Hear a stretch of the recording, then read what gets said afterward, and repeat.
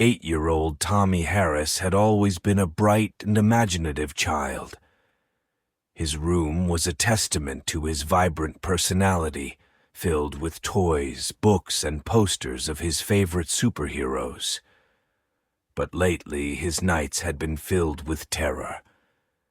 It started innocuously enough, with whispers in the dark, soft and unintelligible, that seemed to come from beneath his bed.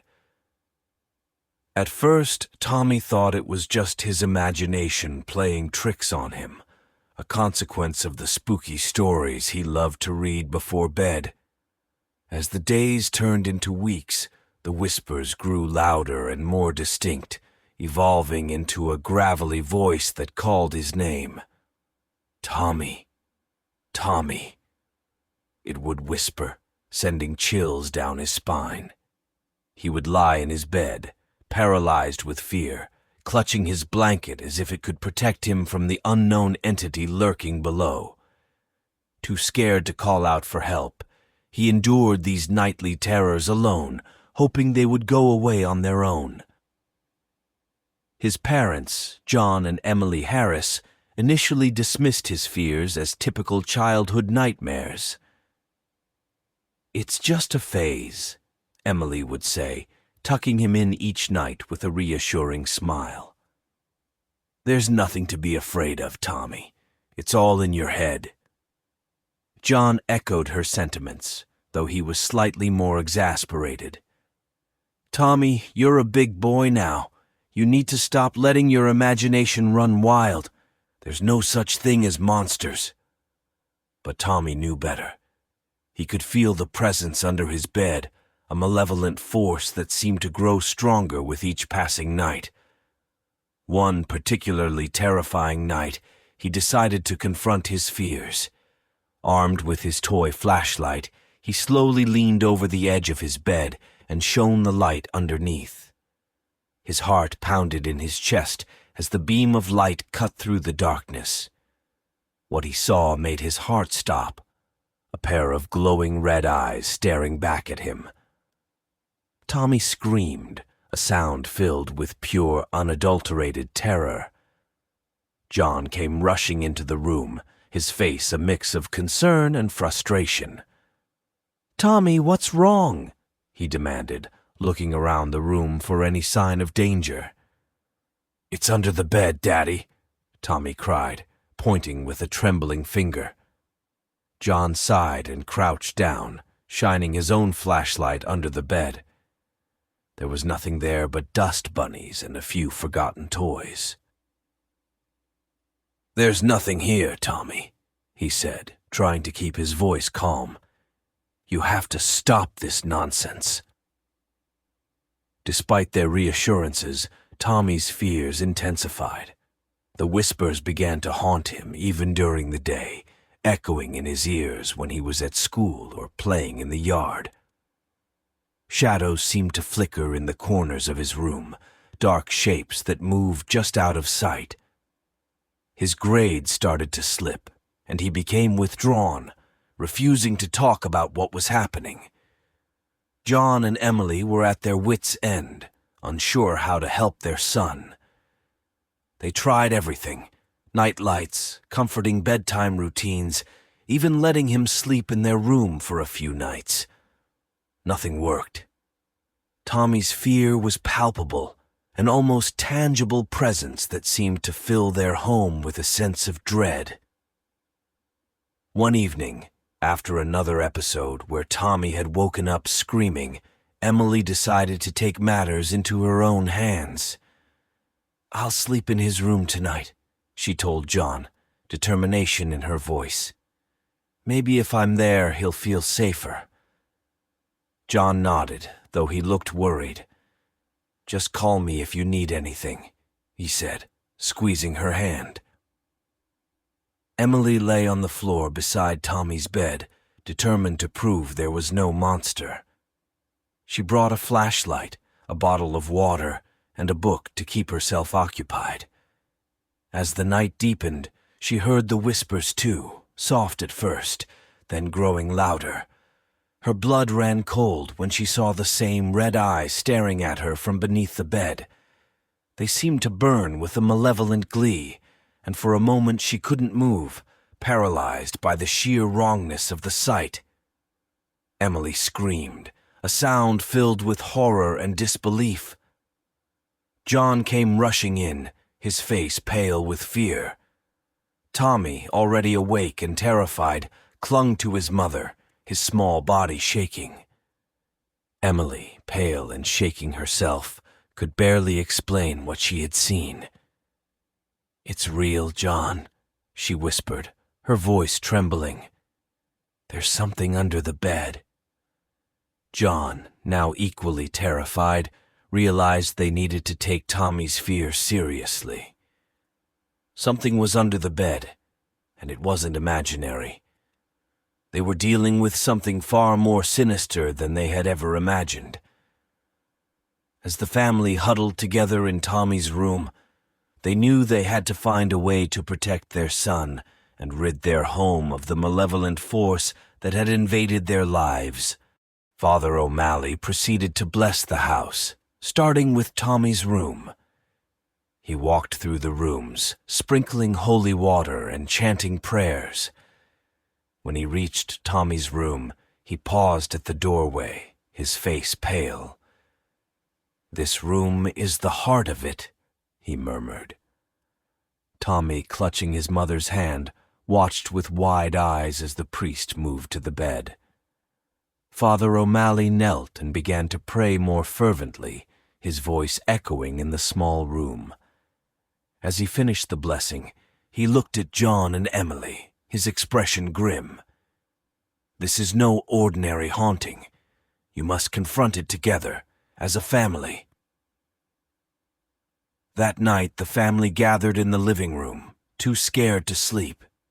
John scoured the internet, looking for any clue that might explain what they were dealing with. He read stories about poltergeists, demons, and other malevolent entities, but one story caught his eye. It spoke of entities that thrived on fear, growing stronger with each ounce of terror they elicited from their victims. "This thing under Tommy's bed," John said, looking up from his laptop. "It's not just a monster. It's a manifestation of our fears. It becomes stronger the more we fear it." Emily's eyes widened with understanding. "Then we have to stop being afraid of it," she said. "But how? It's so powerful, so real." John and Emily decided they needed to confront the entity directly. They devised a plan to face the monster together, armed with flashlights, holy water, and every ounce of courage they could muster. They hoped that by standing up to it, they could weaken its hold on their family. They prepared for the night with a mixture of dread and determination. Emily hugged Tommy tightly, whispering reassurances even as her own heart pounded with fear. "We'll make it go away, Tommy," she promised. She hoped she was right. That night, the family gathered in Tommy's room, the tension palpable. John and Emily positioned themselves on either side of the bed, holding their flashlights steady. Tommy sat on the bed, clutching his favorite stuffed animal for comfort. They waited, hearts pounding, as the room grew colder and the shadows deepened. Suddenly, the whispers began. They were soft at first, almost indistinguishable from the rustling of leaves outside the window. But as they grew louder, the words became clear, malevolent, and taunting. Tommy, John, Emily. Emily felt a shiver run down her spine, but she held her ground. John reached for her hand, giving it a reassuring squeeze. The room seemed to darken, the air growing heavy with a sense of impending doom. The voice grew louder, more menacing, and the red eyes appeared, glaring up at them from beneath the bed. "Show yourself," John demanded, his voice shaking but firm. The room seemed to shudder as the creature emerged from beneath the bed. It was a grotesque figure, its form shifting and flickering as if made of pure darkness. Its eyes burned with malevolent glee, and it let out a guttural laugh that sent chills down their spines. Tommy whimpered, clutching his stuffed animal tighter. Emily took a deep breath and stepped forward, holding out the vial of holy water. "Leave our home," she commanded, her voice trembling but determined. "You are not welcome here." The monster responded with a roar that shook the room. Its form grew larger, more menacing, feeding off their fear. John took a step forward, his hand steady as he sprinkled the holy water towards the creature. For a moment it seemed to flicker and waver, but the effect was temporary. Tommy, seeing his parents struggling, felt a surge of courage. He stood on the bed, clutching his stuffed animal, and shouted, "Leave us alone! You're not real!" The monster turned its eyes towards Tommy, and for a moment its form flickered again. The realization struck Emily. Tommy's bravery was weakening it. "Keep going, Tommy," she urged. Tommy, emboldened by his parents' support, continued to shout at the monster. "You're just a bad dream! You can't hurt us!" The creature roared in frustration, its form growing more unstable. John and Emily joined in, shouting their defiance, their combined voices growing stronger. The room seemed to vibrate with their determination, and the monster began to shrink, its power waning. "We're not afraid of you," John yelled, stepping forward once more. Emily echoed his words, her voice filled with resolve. The monster let out a final, ear-piercing scream before it dissolved into a cloud of darkness, which slowly dissipated into nothingness. The room fell silent, the oppressive weight lifting.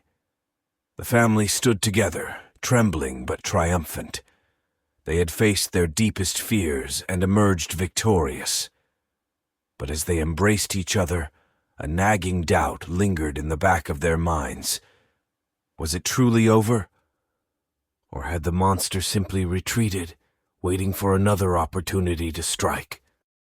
The Harris family felt a brief sense of relief after their confrontation with the monster, but the lingering doubt gnawed at them. Was it truly gone, or had it just retreated, waiting for a weaker moment to strike again? They decided not to take any chances. John contacted a paranormal investigator named Ms. Hargrove, known for her expertise in dealing with malevolent entities. Ms. Hargrove arrived the next morning, a no-nonsense woman with a kind yet determined demeanor.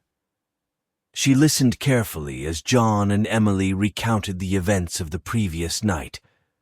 Her eyes narrowed with concern as she jotted down notes in a worn leather notebook. "This entity you're dealing with is a fear feeder," Ms. Hargrove explained. "It thrives on the terror it elicits, growing stronger with each ounce of fear. You did well to confront it directly, but such entities are tenacious. They don't give up easily." Ms. Hargrove performed a thorough examination of the house, paying special attention to Tommy's room. She set up various instruments and devices, placing salt lines across thresholds and sprinkling protective herbs around the room. She also lit candles and recited incantations in an ancient language, her voice steady and firm. As she worked, Ms. Hargrove shared more about these entities. They latch onto families, exploiting their fears and insecurities. It's not just about the monster under the bed. It's about what it represents. Fear is a powerful emotion, and it can manifest in many forms. That night, the family prepared for another confrontation. John and Emily felt a mix of anxiety and determination, their earlier victory giving them hope, but also a sense of impending dread. Ms. Hargrove stayed with them, offering guidance and support. "We need to stay calm and united," she advised. "The entity will try to divide us, to exploit our fears, but if we stand together, it will weaken." Tommy, though still scared, showed remarkable bravery. "We beat it once, Mommy," he said, his voice trembling but resolute. "We can do it again." The family gathered in Tommy's room, the air thick with anticipation. They positioned themselves around the bed, holding flashlights, holy water, and protective charms Miss Hargrove had provided. The room was dimly lit, the flickering candlelight casting eerie shadows on the walls. As the night deepened, the whispers began again. This time they were more aggressive, filled with anger and malice. "You can't get rid of me. I will always be here." The family stood their ground, hearts pounding. The temperature in the room dropped suddenly, and a cold, oppressive presence filled the space. The red eyes appeared again, glaring at them from beneath the bed, more intense and malevolent than before. Emily took a deep breath, her hand steady as she held out the vial of holy water. "You don't belong here," she said firmly. "Leave our home and never return." The monster roared, its form growing larger and more menacing. It lunged at Emily, but John stepped forward, his voice strong and unwavering. "We are not afraid of you. You have no power here." The room seemed to shudder as the monster's form flickered and wavered. Tommy, his small voice filled with determination, shouted, "Go away! You're not real! You can't hurt us!"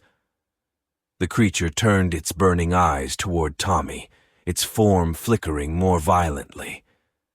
Miss Hargrove joined in, her voice commanding and authoritative. "By the power of all that is good and pure, I command you to leave this place." The monster let out a blood-curdling scream, its form distorting and shrinking.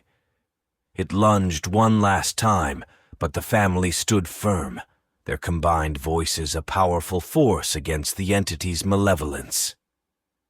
The room vibrated with energy, the air crackling with the intensity of their confrontation. "We are not afraid," they shouted in unison, their voices merging into a powerful crescendo. The monster's form shattered, dissolving into a cloud of darkness that slowly dissipated into nothingness. The oppressive weight lifted, and the room fell silent, the air clear and calm. The family stood together, trembling but triumphant. They had faced their deepest fears and emerged victorious once again. Ms. Hargrove smiled, her eyes filled with pride and relief. "You did it," she said. "You faced your fears and overcame them." John and Emily hugged Tommy tightly, their hearts filled with a mixture of relief and lingering apprehension. They had won this battle, but the war against their fears was far from over. They knew they needed to stay vigilant, to support each other, and to face whatever challenges lay ahead as a united front. As they tucked Tommy back into bed, Emily whispered, "We're stronger together, sweetheart. Always remember that." Tommy nodded, his eyes shining with newfound courage. "I know, Mommy. We can beat anything as long as we're together." The family left Tommy's room, their bond stronger than ever. They knew the monster might never be completely gone, but they had the power to face it and protect their family. Their unity, strengthened by their shared experience, would always be their greatest defense against any darkness that tried to invade their lives. In the days following their second confrontation with the entity, the Harris family felt a sense of cautious optimism. The oppressive atmosphere that had permeated their home seemed to have lifted, and Tommy's night terrors had subsided. However, an underlying sense of unease lingered, a nagging suspicion that their ordeal was not yet over. Ms. Hargrove remained with the family for a few more days, helping them fortify their home with additional protective measures. She instructed them on rituals and practices to keep the entity at bay, emphasizing the importance of maintaining a positive and united front. Despite her reassurances, she couldn't shake the feeling that they had only addressed the surface of a much deeper problem. One evening, as they sat together in the living room, Ms. Hargrove decided to delve deeper into the history of the house. "Entities like the one you've encountered often have a reason for their attachment," she explained. "There might be something in the past that we need to uncover to truly rid yourselves of this presence." John and Emily exchanged worried glances. They had moved into the house 3 years ago, drawn to its quaint charm and peaceful neighborhood. They had never considered that it might have a dark history. Determined to get to the bottom of it, they agreed to let Ms. Hargrove conduct a thorough investigation. Ms. Hargrove began by searching through old property records and talking to neighbors who had lived in the area for decades. Her research led her to a startling discovery. The house had once belonged to a man named Thomas Blackwood, who had lived there with his wife and young son in the early 1900s. Blackwood was a reclusive and troubled man, rumored to have dabbled in dark rituals and the occult. As Ms. Hargrove dug deeper, she uncovered a tragic tale. Thomas Blackwood's son, Samuel, had been plagued by night terrors and claimed to see a monster under his bed. Desperate to help his son, Blackwood had turned to forbidden rituals in an attempt to banish the creature. Instead, he had inadvertently summoned a malevolent entity that fed on fear. The entity had tormented the family until tragedy struck. Samuel had disappeared one night, never to be found, and his parents were later discovered dead under mysterious circumstances. "This entity has been here for over a century," Ms. Hargrove concluded, her voice filled with a mix of horror and determination. "It's been feeding on the fears of anyone who lives here, growing stronger with each victim. We need to find a way to break its hold once and for all." That night, Miss Hargrove gathered the family in the living room and outlined a plan. "We need to perform a ritual to cleanse the house and banish the entity for good," she explained. "It will require all of us to confront our deepest fears and stand united against it." The family agreed, their resolve strengthened by the knowledge of the entity's history. They gathered in Tommy's room, which Ms. Hargrove identified as the focal point of the entity's power. The room was prepared with protective symbols drawn in chalk, candles arranged in a circle, and herbs and crystals placed strategically around the space. Ms. Hargrove began the ritual, chanting incantations in a steady, rhythmic tone. The air grew thick with energy, the candles flickering as if caught in an unseen breeze. The temperature dropped, and the whispers began once more, louder and more insistent than ever. "You cannot defeat me," the entity hissed, its voice echoing through the room. "I am your darkest fears." As the ritual progressed, the family members were confronted with visions of their deepest anxieties. John saw himself failing to protect his family. Emily relived moments of helplessness, and Tommy faced the embodiment of his childhood fears. Each time the entity tried to exploit their fears, Ms. Hargrove guided them back to the ritual, urging them to remain strong and united. The entity materialized in the center of the room, a swirling mass of darkness with glowing red eyes. It lunged at them, its form shifting and writhing as it tried to break their resolve. The family stood firm, their hands joined in a circle, their voices rising in defiance. "We are not afraid of you," John shouted, his voice filled with determination. "You have no power over us," Emily added, her voice steady and strong. Tommy, his small frame trembling but his spirit unyielding, yelled, "You can't hurt us! We're not scared of you!"